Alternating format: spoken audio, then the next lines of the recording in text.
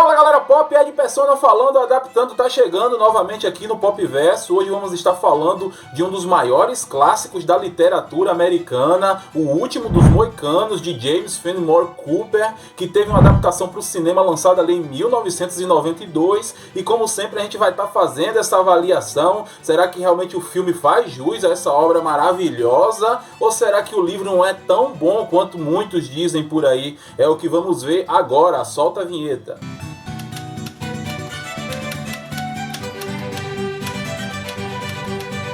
Bom pessoal, O Último dos Moicanos foi escrito em 1826 pelo escritor americano James Fenimore Cooper. Ele é o segundo de uma série de livros chamadas de Desbravadores. A edição que eu tenho é essa aqui, galera. Publicado pela Companhia Editora Nacional, da série Clássicos Nacionais. Eu particularmente não gosto dessa capa, parece aquelas capas de livros didáticos da quinta série. Mas depois que os cupins destruíram a minha outra edição, foi o que me restou. O livro tem pouco mais de 200 páginas e por dentro até que é bem agradável. A gramatura é boa e as fontes e os espaçamentos me agradam bastante. Bom, no início nós temos um prelúdio aqui que traz resumidamente um contexto histórico da época. A história se passa no século XVIII, na Guerra dos 7 Anos, ou nesse caso aqui a Guerra Franco-Indígena, onde a Inglaterra e a França disputavam ali as terras americanas. Então nós temos aqui uma história fictícia dentro de um contexto histórico real. Apesar desse contexto real, o livro foca mais na história fictícia ali, onde acompanhamos as irmãs Cora e Alice, que estão indo visitar o seu pai, o general Monroe, no forte chamado William Henry. Elas serão guiadas ali pelo índio Uru chamado Mágoa, que servirá de guia, e contará também com a companhia do Major Duncan Hayward, que também vai estar fazendo a escolta delas ali. Falando aqui de uma época bem distante, gente, então praticamente tudo era floresta, a locomoção era muito difícil, sem contar que existiam diversas tribos de índios ali divididas entre apoiar a Inglaterra e a França. Então, por mais bem preparado que fosse qualquer um dos lados, dos exércitos, seja o francês e seja o inglês, eles necessitavam do apoio dessas tribos. Os capítulos do livro são curtos, a escrita é boa, dá para desenvolver muito bem, porém diante de toda essa simplicidade, ainda assim é necessário ter uma grande atenção, porque senão você se perde dentro da história aqui. Nós temos aqui um narrador que interage de uma forma até que bem dinâmica com o leitor. Em alguns momentos ele até brinca com a gente, apresentando uma situação, trazendo uns questionamentos para que a gente desenvolva. Ele apresenta algumas respostas para aquela situação, como por exemplo, sei lá...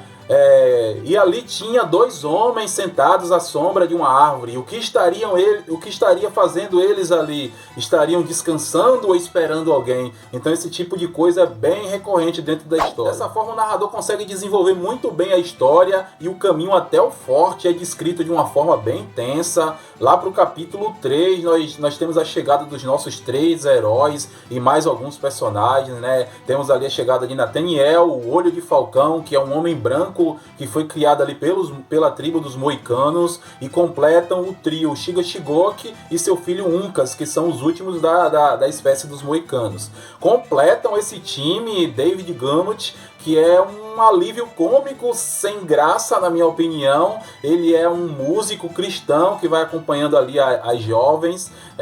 Eu não sei exatamente por que colocaram esse rapaz aqui na história, porque, meu Deus, que personagem, mas eu vou falar disso mais lá pra frente. Nesse mesmo capítulo 3, nós temos ali uma explicação sobre a origem das diversas tribos nativas ali. É um capítulo um pouco complicado, pois ele apresenta os nomes das tribos, e muitas das vezes a mesma tribo tem várias variações de nome, então você tem que ficar bem ligado para não se perder na descrição. Eu até anotei algumas tribos aqui, sei que vou falar tudo errado, mas vamos lá. Moicanos, Menguels, Macuas, Delawares, Mingos, Hurons, Lenapes, Wyandots e por aí vai. Além disso, a maioria dos personagens também tem variações em seus nomes, e muitas das vezes o autor ele utiliza todas essas variações no mesmo parágrafo. Por exemplo, Nathanael ele pode ser chamado de o Caçador, o Olho de Falcão ou o Grande Carabina. Então até você se acostumar com tudo isso, você vai ter que dar aquelas pausas, respirar, assimilar tudo isso. Então não se preocupe, isso é normal. Bom, a essa altura os nossos heróis acabam salvando as meninas ali de uma emboscada feita pelo seguia Mágoa, o índio Uru, que era inimigo dos moicanos. Então eles salvam as meninas ali, acabam tendo de se esconder dentro de uma caverna até despistar os seus inimigos. Durante os dias que eles ficam ali dentro da caverna, o escritor aproveita para desenvolver e estabelecer a personalidade de cada um dos personagens. Isso é feito de uma forma muito boa. Aí nós já ficamos sabendo que Cora, a irmã mais velha, é bastante corajosa, destemida e inteligente. Já Alice é bem frágil e sonhadora. O Major Hayward, por sua vez, é um homem altruísta, né? Muito destemido, praticamente um cavalheiro ali dentro. Então toda essa construção é muito bem feita, mas quando parte para a construção das relações entre eles, aí eu já acho o livro meio problemático. Cora e Alice demonstram interesses amorosos ali por Nathaniel e Uncas, mas isso nunca fica concreto. A gente sabe que nessa época essas relações interraciais eram tratadas com bastante preconceito, mas aqui o que fica claro é que o escritor meio que partilha desse preconceito também. Isso me incomodou bastante. Outra coisa que me incomodou foi a forçação em tornar Nathaniel o grande protagonista dessa história. O jeito com que o narrador se refere aos nativos, quase sempre de uma forma pejorativa, tratando eles sempre como seres inferiores. Isso também pode incomodar alguns leitores, até nos momentos que eram para eles se destacarem, porque eles estão no habitat natural deles, né? Eles acabam se tornando coadjuvantes,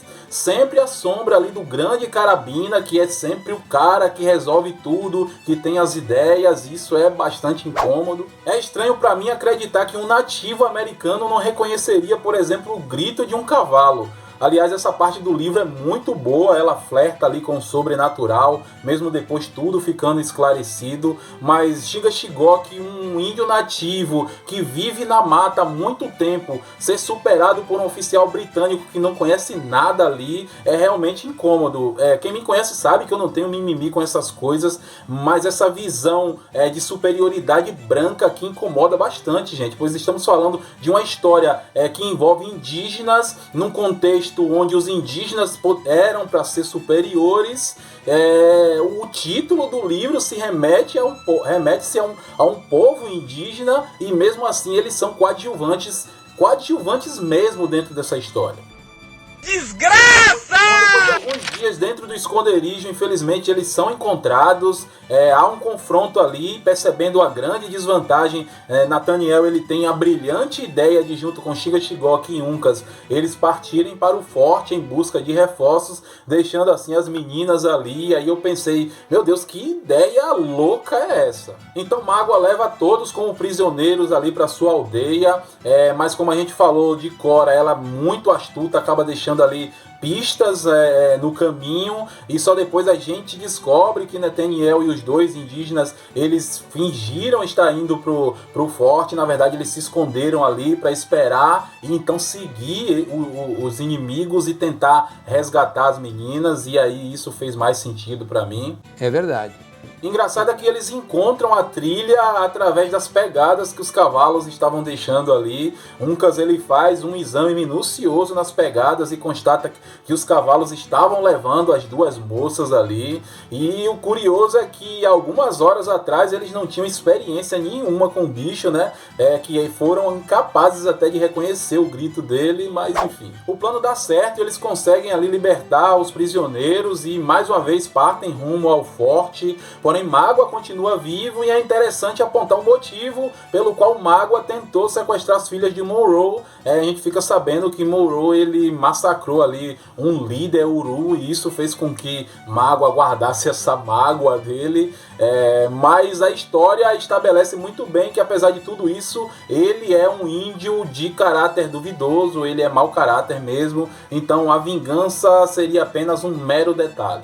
Quando eles chegam no forte, a situação não é das melhores, apesar da alegria de Monroe em rever as filhas. Ele está muito preocupado porque está sem munição, teve muitas baixas e os franceses estão prestes a invadir a fortificação americana. Nessa parte ficamos sabendo do interesse amoroso do Major Hayward por Alice, porém todas essas relações são muito veladas, todos esses sentimentos no final das contas acabam ficando para eles próprios, com exceção das meninas, né, que que vez ou outra acabam deixando transparecer uma palavra de admiração ali pelos nativos. Quando fica sabendo que não receberia nenhum tipo de ajuda, o general Monroe acaba cedendo ao pedido de rendição dos franceses. Em troca, ele poderia ir com todos em segurança para a Inglaterra. A partir daí, a história para mim se torna muito conveniente, confusa e contraditória.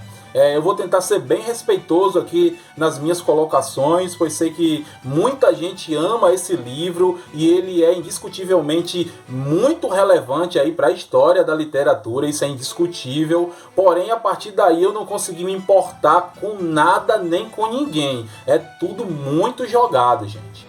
Tá bom. Primeiro, nesse ponto, Nathaniel, Uncas e Shinga Shigok, eles somem de uma forma inexplicável dentro da história.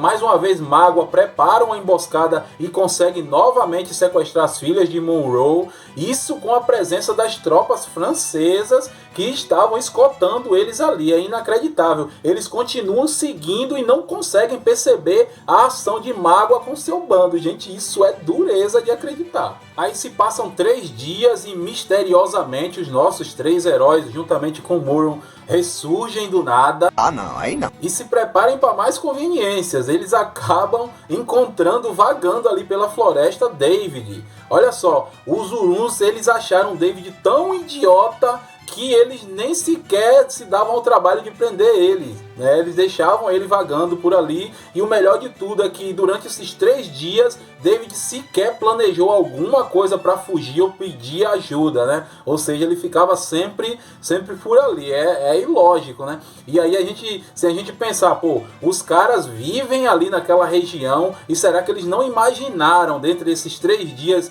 que Mágoa poderia estar na sua própria aldeia? É bem ilógico, né?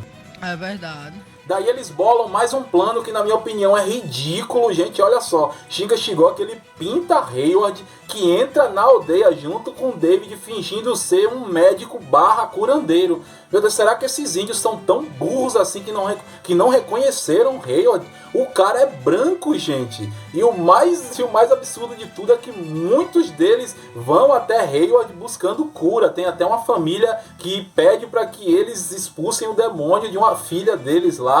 Pelo amor de Deus, será que ninguém reconheceu esse cara? Eu não estou suportando mais.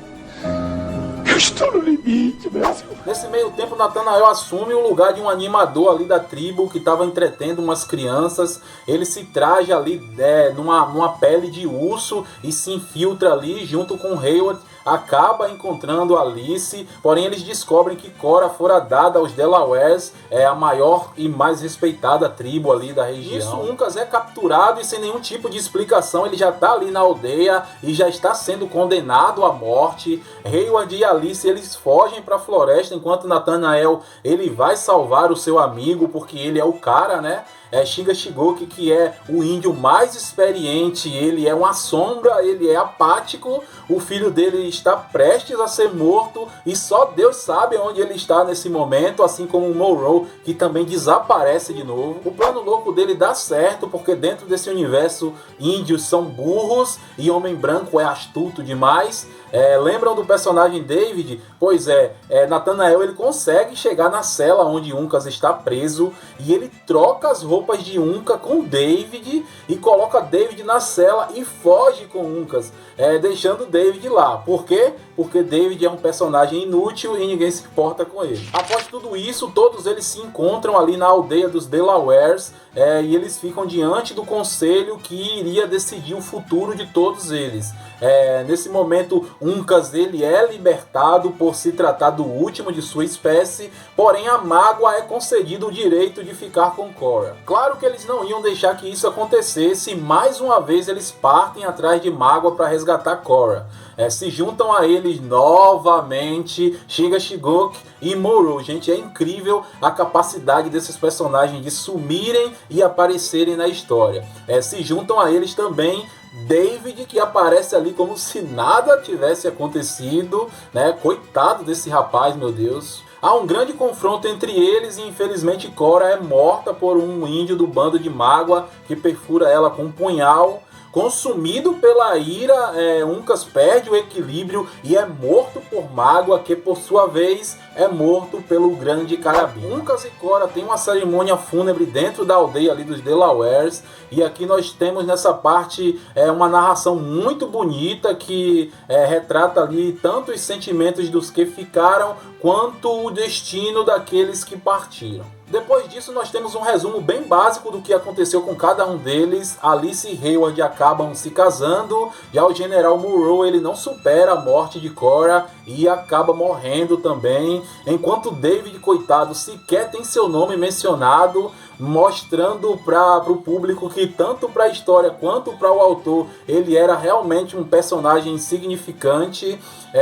Shiga Shigoki e o grande Carabina, Nathaniel, eles permanecem ali na floresta, enquanto Uncas é enterrado com todas as honrarias merecidas, e a ele é atribuído o título de o último dos moicanos, porque Shiga Shigoki não existe. E é isso. É um final insosso para uma história que começa muito boa, mas que infelizmente no meio do caminho ela perde completamente o senso, e é preciso muita descrença para achar alguma coesão dentro dessa história, e principalmente ali no desfecho dela.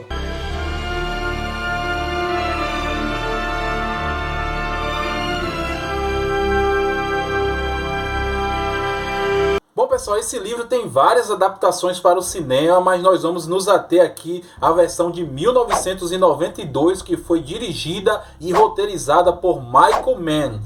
No seu elenco nós temos nomes como Steven Warrington, Madeleine Stoll, Wes Studi e Daniel Day-Lewis, que vive o grande Carabina. Gente, eu entendo perfeitamente quem odeia esse filme, inclusive eu conheço bastante gente que fala muito mal dele como adaptação, que realmente mesmo seguindo aquela mesma premissa do livro, Michael Mann junto com seu colaborador Christopher Crowe, eles realmente mudaram, mas mudaram muita coisa aqui no filme. Apesar de que uma vez Michael Mann disse em entrevista que o desejo dele de fazer esse filme surgiu após ele ter assistido a versão de 1936, que eu acho bem ruim na verdade.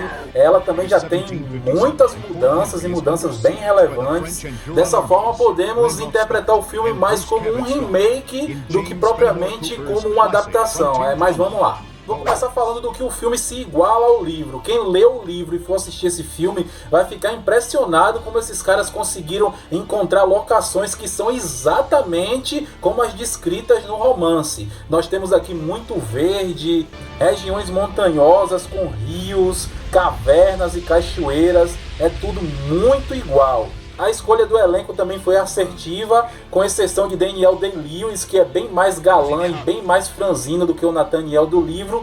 Todos os outros personagens correspondem exatamente às mesmas características dos personagens do livro. Não podem ser deixados assim. Vamos, senhorita. Eu não vou. Outra coisa que se destacou no filme foi a reconstrução do Forte William Hayward.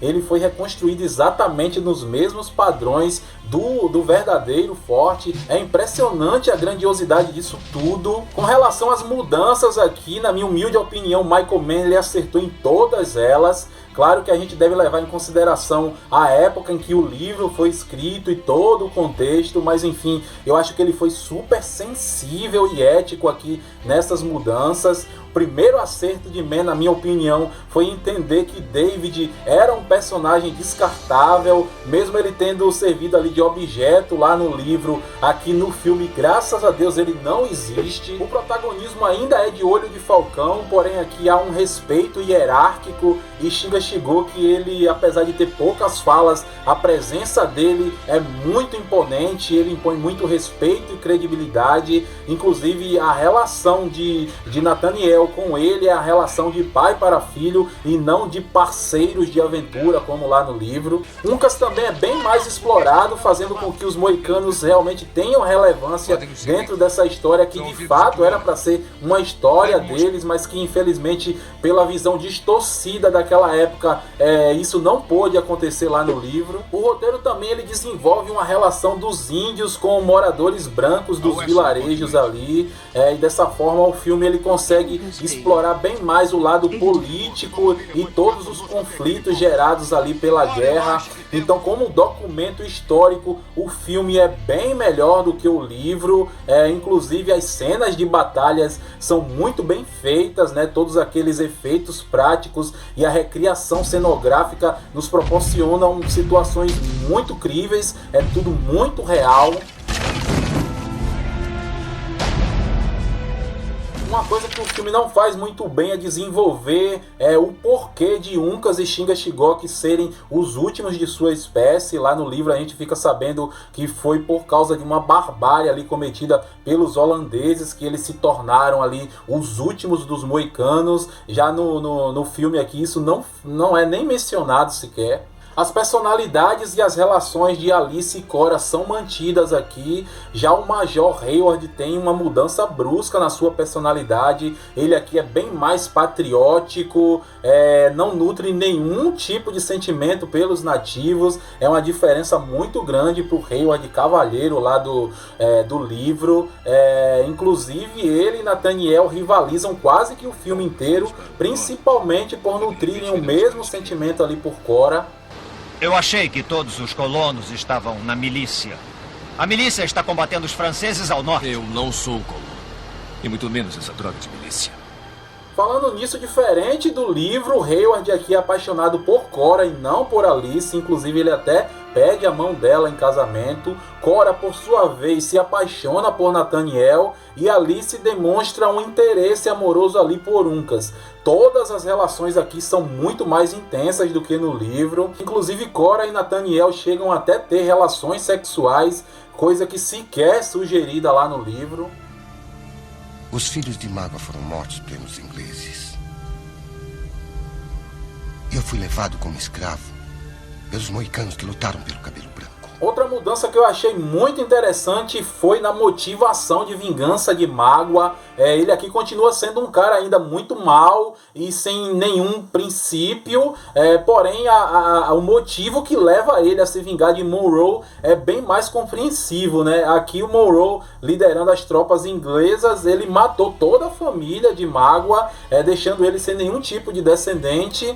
Então a motivação de Mágua agora é querer vingar-se de Monroe, fazendo a mesma coisa, matando as filhas dele e deixando ele sem nenhum tipo de linhagem. Então isso aqui para mim foi bem mais interessante do que a motivação de lá do livro. Algumas situações repetitivas foram retiradas do roteiro, fazendo com que outros grandes momentos se tornassem ainda maiores e mais belos, como a perseguição de canoa, ou mais tensos e sanguinários como a emboscada após a rendição aos franceses, onde aliás o general Monroe acaba morrendo. E detalhe, aqui os franceses foram coniventes com a emboscada, fazendo com que essa situação faça bem mais sentido do que no livro. Lembrando que assim como no livro, os nossos heróis e consequentemente a perspectiva do livro está do lado dos ingleses, então na maioria das cenas os franceses vão ser tratados como os vilões, assim como as tribos que são inimigas dos moicanos. Outros aspectos que tornam esse filme tão grandioso estão na fotografia maravilhosa, com seus planos que estão sempre enaltecendo a beleza da natureza, ou no contraste com as cores do figurino incrível das tropas e dos nativos. A trilha sonora é um espetáculo à parte, composta pelo maestro Trevor Jones. Promontory, na minha opinião, é uma das mais belas trilhas sonoras da história do cinema.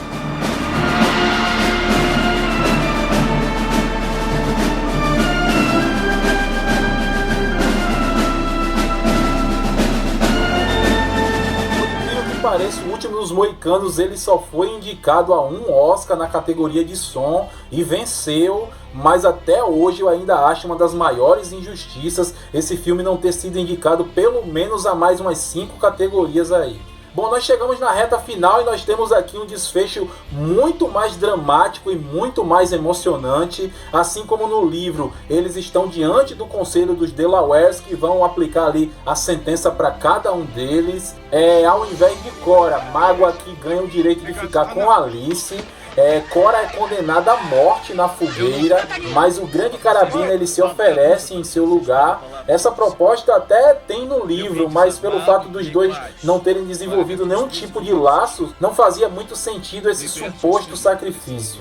Nesse ato final nós temos uma transformação radical no personagem do Major Hayward. Ele passa de um cara boçal e arrogante para um ser humano extremamente sensível e altruísta. Ele percebendo que a companhia de Nathaniel para Cora naquele momento seria bem melhor do que a dele, ele acaba fazendo uma manobra ali, se aproveitando que Nathaniel não falava francês, e ele acaba se oferecendo para ficar no lugar do Grande Carabina. Isso sim é um sacrifício que mexe muito com a gente, né? Que é realmente um momento muito tenso e muito bonito ao mesmo tempo. E diante disso tudo, o Conselho ele libera Cora para ir com o Grande Carabina. A cena da fogueira é extremamente incômoda, emocionante e dolorosa de se ver, mas com um tiro de misericórdia, Nathaniel ele acaba com o sofrimento do nobre Major Duncan Hayward. Vocês estão percebendo que esse final é completamente diferente do final do livro, né? Isso deve ter deixado muita gente pistola, mas calma que ainda tem mais mudança por aí. A missão agora é resgatar a Alice das mãos de Mágoa. E, gente, essa sequência é extremamente empolgante e muito bem executada. Repetindo o que aconteceu no livro, Uncas é morto por Mágoa e após ver a sua tentativa de resgate ser frustrada, somado ao medo de ser possuída por Mágoa, faz com que Alice acabe pulando da montanha. Toda essa cena é vista por Nathaniel, Cora e Shiga Shigoki, e aqui nós temos mais um acerto de Michael Mann.